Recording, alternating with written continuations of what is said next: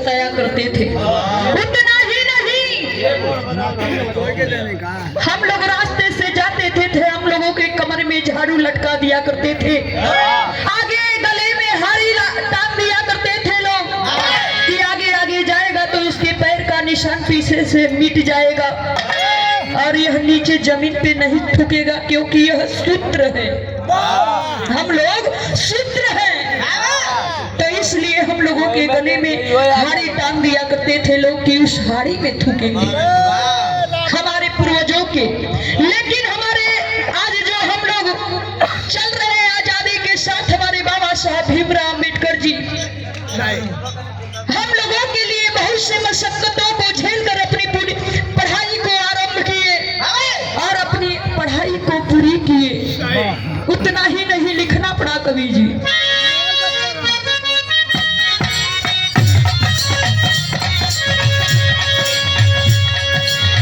गुलाब जब भरती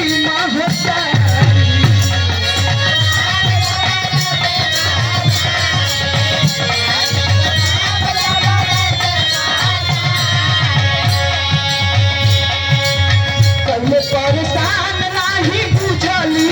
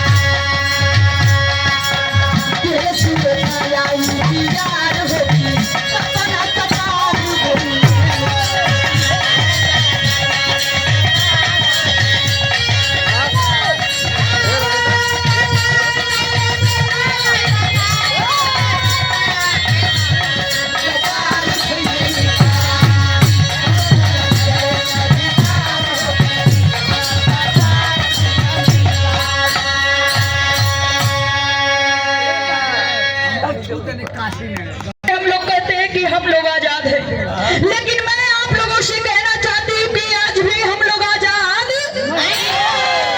क्यों नहीं है? क्योंकि हम लोग जाति पात भेदभाव में अटके हुए हैं। फलाना चमार है उनके लगे बैठिया जो हाउ फलाना है तो कुर्मी हमें वहाँ के लगे जइहा जो फलाना अहिर हमें उनसे बात जन करिए। मनो ये जाति पात भेदभाव के चक्कर में हमने फसल बड़ी जाए। यह हमारे बाबा साहब भीमराव अम्बेडकर जी जिस समय महातालाब की लड़ाई छिड़ी हुई थी, उस समय हमारे बाबा साहब भीमराव अम्बेडकर जी केवल एकता के बल पर इस लड़ाई को जीते थे। आज भी हम लोग एकजुट हो जाए, एकता बना ले, तो आज भी हम लोग हर लड़ाई को जीत सकते हैं। लेकिन कहना बा कवि जी,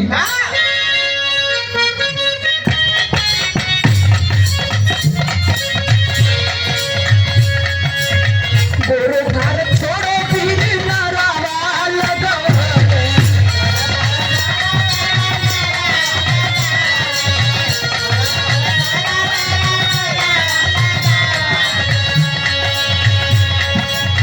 कानून व्यवस्था देगा गोरे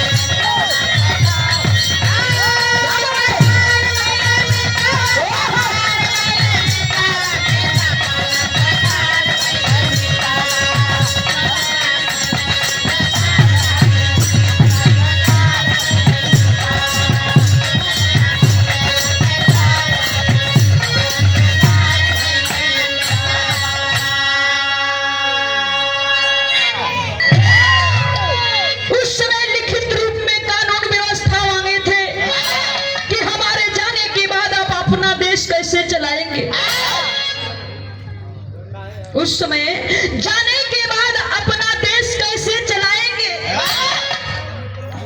उस समय केहू ना तैयार होके लिखे खातिर के।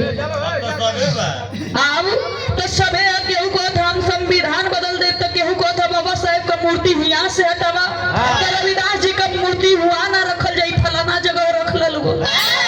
लेकिन उस समय कोई तैयार नहीं हो रहा था संविधान लिखने के लिए। उस समय गांधी जी, नेहरू जी, ये सब नेताजी लोग मिल के गए लोग बाबा साहेब के आगे हाथ जोड़ के कहला लोग, निवेदन कैला लोग कि आप बहुत ज्यादा पढ़े लिखे हैं, आप ही कुछ कर सकते हैं। उस समय हमारे बाबा साहब भीमराव अम्बेडकर जी 72 घंटे में संविधान लिख, छोटा संविधान लिख करके रखे, तब हमारे देश को छोड़ करके अंग्रेज गए।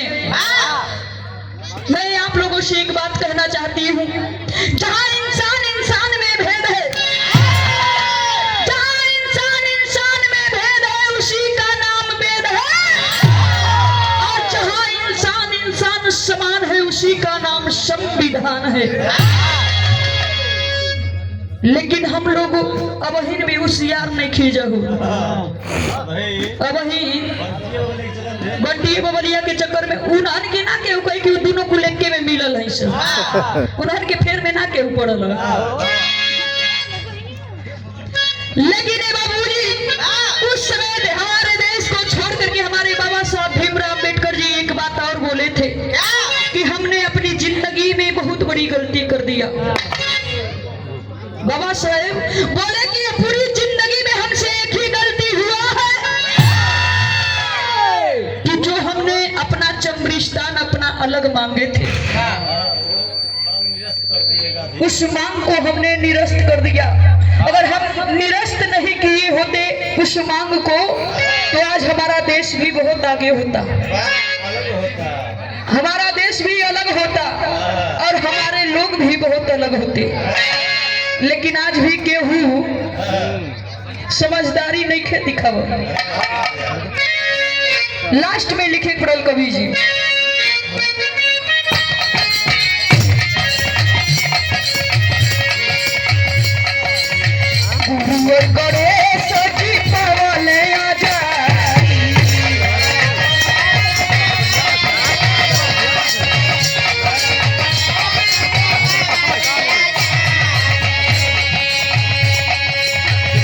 लाल घर घर बजली मुनादी,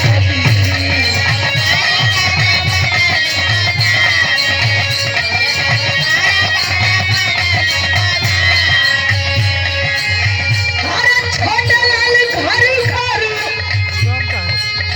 बजली मुनादी की सपना सकार भइले मितवा, कि सपना सकार भइले मितवा, अरे हो सपना सकार भइले मितवा, गावे प्रेम का लाल लकार होती